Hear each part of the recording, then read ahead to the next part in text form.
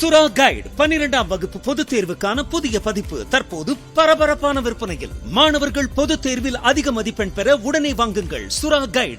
மகா சிவராத்திரியை முன்னிட்டு ஈஷா மையம் நடத்தும் ரத யாத்திரை வேலூரில் பிப்ரவரி 3 முதல் 6ஆம் தேதி வரை நடைபெறவுள்ளது. ஈஷா மையத்தில் கொண்டாடப்படும் மகா சிவராத்திரி விழாவில் பங்கேற்க முடியாதவர்கள் ஆதியோகியை தரிசிக்கும் வகையில் ஆண்டுதோறும் 6 அடி உயர ஆதியோகி சிலையுடன் கூடிய 4 வாகனங்கள் பிரத்யேகமாக வடிவமைக்கப்பட்டு ரத யாத்திரை நடத்தப்படுகிறது.